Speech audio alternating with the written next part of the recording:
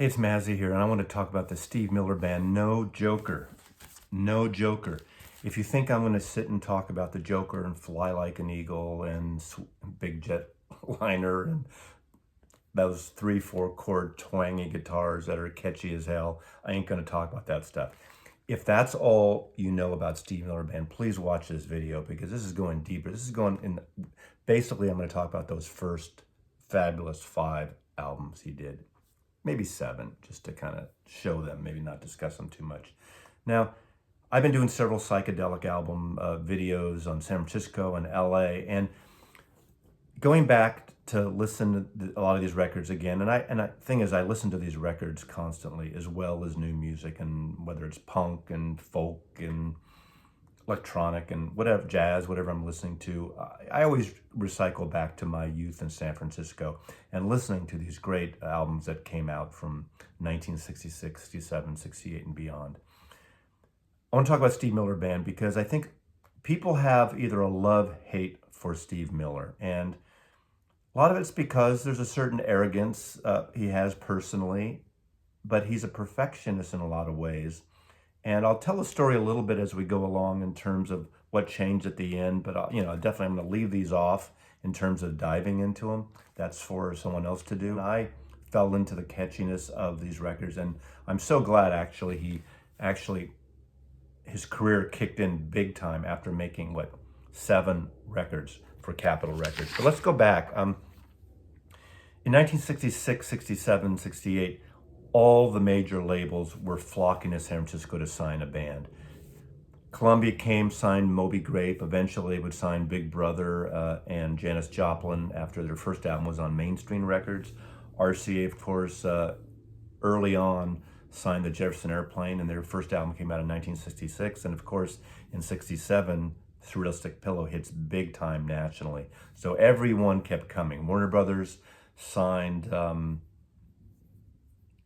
Grateful Dead.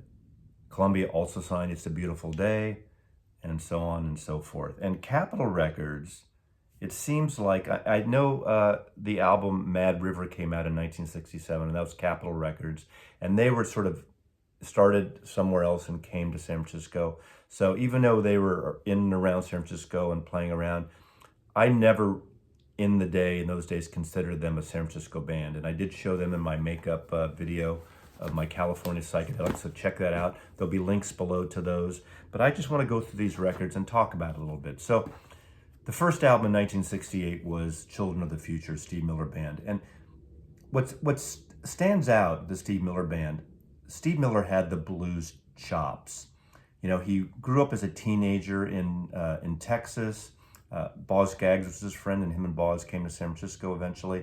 But before that, at a young Steve Miller spent a lot of time in Chicago playing in blues clubs all the time. And he'd be on stage with T-Bone Walker and on sets with Muddy Waters. And this was a period of time when all those blues artists had already reached their peak and were sort of just playing the clubs day in and day out and weren't selling a ton of records. Of course, the whole explosion of the British blues scene, rediscovering all these great blues artists, really elevated things. And because of Steve Miller, artists like Buddy Guy and all those kind of blues artists shared the stage with a Steve Miller Band, the Grateful Dead at the Fillmore for a long time. And Steve Miller, I think, played over 100 times at the Fillmore with Steve Miller Band.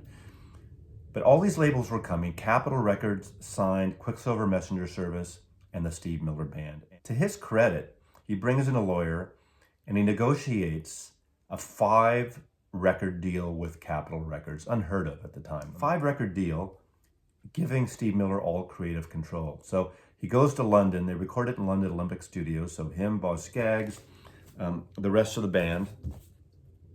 And they record this with Glenn Johns, who had worked at the Stones and the Who, and very famous producer. Tempestuous relationship Steve Miller had probably with everyone, but including Glenn Johns on this record and every other record. But they worked together for a nice series of beautiful records. And I would say out of all the San Francisco psychedelic bands, Steve Miller's records are amongst the best sounding records. Really well recorded, not sloppy, not loose. Steve Miller probably had the blues chops more than a lot of the other of the San Francisco musicians of the day, of early day, and they were tighter too.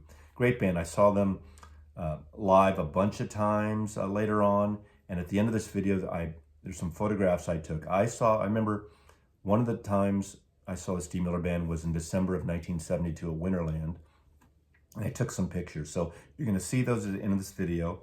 The middle act is Mike Bloomfield, another great blues player, and Steve Miller Band is a headliner. They do a full electric set. He has an acoustic set in the middle, and you'll see him in some pictures I took back in 1972. But this album is a beautiful record. It's psychedelic, but underneath the whole thing, it's a blues record. Originally, they were the Steve Miller Blues Band. Steve Miller, again, had worked in Chicago and had a band with Barry Goldberg, who would later hook up and work with Mike Bloomfield and other blues artists. And they had recorded a record for Mercury Records. But Psychedelic Blues opens up with Children of the Future, the title track, obviously, that has this kind of moody ambiance, slow, whirling, natural effect, and slowly builds in, fades in with this beautiful Beach Boy-like harmony, We Are Children of the Future. And one thing that I've always loved, I really like Steve Miller's voice, and I've loved that he knew and he learned from Glenn Johns, and he learned the recording studio, and he would double track his voice a lot, not unlike John Lennon used to do. So you hear these harmonies, and his voice obviously goes well with his own voice. And I think that's a big part of this. Boz Scaggs was on the first two records, on this record, and again, the blues bass songs are here throughout the record. Side 2 opens up with this beautiful song, which could have been, I think, a single at the time in 1968, and that's Baby Calling Me Home. Baby's Calling Me Home. Boz Scaggs song opens up with this beautiful harpsichord and just a stunning song, and it morphs in, it segues into another song that Boz wrote called Steppin' Stone, not to be confused with I'm Not Your Steppin' Stone. The album ends with Key to the Highway, a big Bill Brunsey song. You've Got the Power on side 1. So the songs are blues songs with psychedelia added on as a layer. And it's really a beautiful record. I think it's one of the best albums of the San Francisco psychedelic scene. Their second album, Sailor. This was the last album Boz Scaggs would be on. He would leave to go solo and do his own thing and do his bluesy, great debut album with Muscle Shoals with Duane Allman and all these great artists, and then eventually get signed to Columbia and do his old blue-eyed soul thing. And just really a great record. Opens up with ambient piece again, Song for Our Ancestors with birds and foghorns, and into Dear Mary, a beautiful bluesy folk style slow song. And again, he's got a great voice. Whatever you say about Steve Miller, his voice is great. His guitar playing is great. He's got that twangy, dry sound he would have on these records. Not a lot of, his voice was rarely drenched in reverb, which I think really makes it different from a lot of other records that were coming around this time. Of course, the side 1 ends with a song that should have been a hit. It should have been his breakout hit, and that's Living in the USA. We all know it now. We've heard on the radio, thousands of times. It wasn't a hit. Eventually, as the 60s went on, every once in a while, a DJ regionally would pick it up and it would be played and a bunch of records would sell. And it became sort of the hit that really wasn't a big hit. And of course, later on, everyone knows Living in the USA. It's a great song, and it's been used on countless times since. Side 2 opens up with this beautiful sort of love song called Quicksilver Girl, and the guitar playing on that, the tones he gets on his guitar are just really wonderful. Again, beautiful vocal. This is the first time the cover, the blues song Gangster of Love shows up. Gangster of Love would be sort of a nickname and a theme that would kind of follow him throughout his entire career. Some people call me the Gangster of Love. Some people call me the Space Cowboy. Overdrive is a fantastic rock and roll song that just, blasts out of the speakers. And that's a definitely a crankable song on this album. But this is a moody album, a beautifully recorded record. It's moody blues, not to be confused with the band Moody Blues, but it's got a psychedelic, again, like the first album, sheen, a little more polished, but not overproduced by any stretch of the imagination. So a very favorite of mine, a highlight in Steve Miller Band's discography. Next is the third album, Brave New World. This is a highlight in Steve Miller Band's anthology discography. Boz Scaggs leaves the band. They're down to a trio. This is a fantastic record, and I highly recommend this to anyone. Again, like any of these records, if you only know the hit Joker Beyond Years, this is a brilliant record.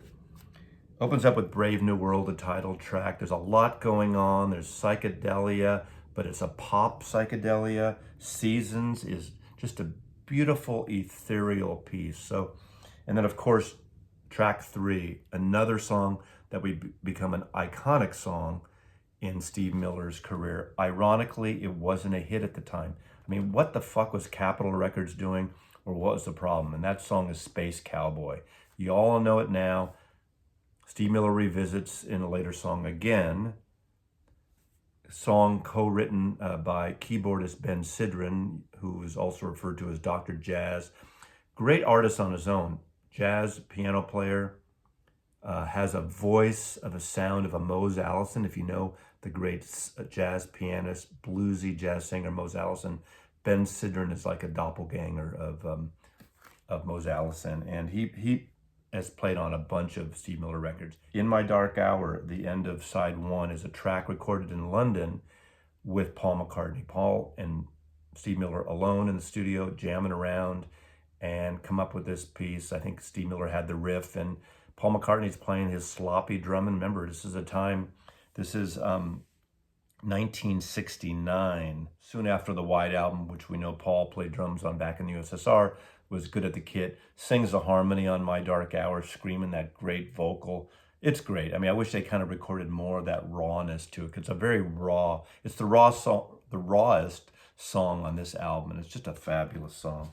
And then Lonnie Turner, who played with him for a lot of these records, what a great bass player. Things started, getting down to a less is more in a way on his records. But I think one of his most successful records, not commercially, but artistically, in the pop sensibility.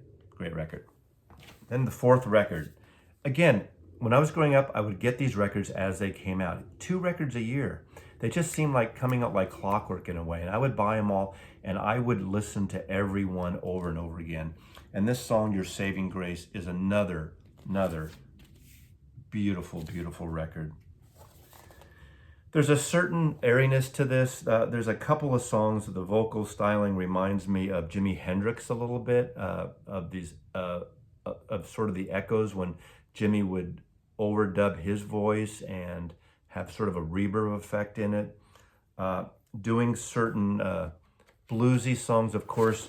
Side 2, and I'm going to kind of work backwards, opens up with a traditional song that he arranged, Motherless Children. And if you're a blues fan of any kind, or blues rock from the United Kingdom, or even America, so many artists have covered into their version of Motherless Children. And his version is very unique and very different. And that's a song that I would see him do almost every time over the years when I used to see him. Your Saving Grace is a beautiful song, ends the album. But my favorite song on this record is Baby's House, and it's a almost 9-minute song, and it's very moody, very introspective. Just it's very romantic, almost like a song of birth. And what, to me, the key to that, what makes it successful, is this long piano solo and organ playing by the great Nicky Hopkins. Nicky Hopkins would work on a bunch of his records at this period of time in Steve Miller's career. Of course, he'd work with Jefferson Airplane. He would work with Quicksilver Messenger Service, John Lennon, George Harrison. Just a fantastic piano player, produced again by and mixed by Glyn Johns. So as tempestuous as was their relationship, Glyn Johns and Steve Miller made some amazing, amazing records together. Okay, now let's go to number 5. Steve Miller Band number 5. Technically the end of their contract, but Steve Miller was able to up the contract. I'm not sure what had happened, if it was earlier on. He ended up getting a 7-record deal with Capitol Records, and this is number 5. And again, he wasn't selling a lot of records. I think he had a cult following. He was touring, having trouble with Capitol Records, getting the records in the stores when they were touring and where the cities are. I love this record. The difference of this is a self-produced record. The band produces this record. They record it in Nashville. It's got some sort of country tinge to it. So it's country, blues, rock and roll. And it's a beautiful record. Good Morning is a nice rocker, country tinged. I Love You is a simple song that he sings lead on. Going to the Country, Hot Chili, that's a song that Tim Davis does a lead on. It's kind of a novelty song with Mexicali horns in it. The trumpets coming like from south of the border, and it's a fun record. This is probably his funnest record. Gone, the Psychedelia. This is 1970, so we're getting into that singer-songwriter thing. That rootsy music was happening, obviously, with the band from a couple years earlier in Delaney and Bonnie, and roots music, and these bands taking this country approach to things, and Steve Miller would do it too. This should have been also a hit record. I can't believe that none of these records caught on with great singles. Going to Mexico opens up the song, side 2, with great acoustic guitar work. Steve Miller's Midnight Tango with Ben Sidran on keyboard, which is kind of this jazzy tango-like song. Steve Miller number 5, fantastic record. All these records are worth checking out. Again, as I said, even if you're not a fan of the later Steve Miller, I highly recommend these records. And just to kind of give you a little showcase of what he did 2 more records under that initial Capitol Records deal. And he did Steve Miller, Recall the Beginning. This is a great song. This is dedicated to Mahalia Jackson and Junior Parker. The gospel roots, the blues roots. This was a fold out, a trifold that has since been taken apart. And then, in a way, I see this as almost like a contractual obligation record. This is Rock Love. This is recorded live in Hollywood. This is 1971's Rock Love. And that was the end of the 7-record deal. Capitol did put out this anthology. So again, if you don't have any of the first Steve Miller, maybe this is a good place to start, even though I said some of the other records, which are fantastic. But if you want to dip your toe in, this has a book, 2-record set, and it's got all the hits that you'd want, the so-called hits. It's got Space Cowboy, Living in the USA, Going to Mexico, My Dark Hour, Motherless Children. Fantastic, fantastic record. And I think this is well worth buying, picking up in your used shop. Find this record. I know one of his biggest selling is his later greatest hits from his later work, but I highly suggest this Steve Miller anthology on Capitol Records. There's also a somewhat of a companion, Quicksilver, that's a double record with a black cover around this. So if you want that San Francisco scene of the highlights of these 2 bands on Capitol Records, they're highly recommended. So just to close out, Steve Miller, like, kind of in a way says fuck it all, gets rid of his producers, gets rid of all the big studio trappings, does some demos and recording at home in Northern California, and eventually puts this record out. And I'm not going to dive into these, but he strips it back. He doesn't have all the excess of the other albums. The Joker all of a sudden percolates and becomes his hit, and it becomes huge, and the tides turn for Steve Miller Band. And see this cover? What's interesting about this cover, he's a right-handed player playing a left-handed guitar, and he did that because watching Jimi Hendrix at Monterey, night after night at Winterland in 1968, watching Jimi Hendrix from the side of the stage, And when Jimmy died, Steve Miller bought 2 of these left-handed guitars that Manny's Guitar in New York ordered for Jimmy, and he bought them and he had them reset for a right-handed player, and liked the way the knobs and the tremolo bar were opposite, and that's where this comes from. And of course, this album. So these 3 albums, in a way, as much as I enjoy them, I don't listen to them much. They're beautifully recorded. They're dry as hell. They're hit-making records. I do love the sound of his Stratocaster guitar, and out of that probably twin reverb, what he was playing. I do like that sound, and I do like his overdub voice. I think his songs were a lot more simpler here. Maybe that's why they caught on. But these are really good recordings. And despite what we've heard over and over again of these records, they're good records. And I'm not going to take that away. You know, this is the gravy train for Steve Miller. Well deserved. But those 7 records, especially the first 5, are fantastic records that I highly recommend, that go from psychedelic blues to country blues to rock and roll, and that's it. So thanks for watching. Seems so commercial me doing a Steve Miller band video, but I love these records. Mazzy loves you.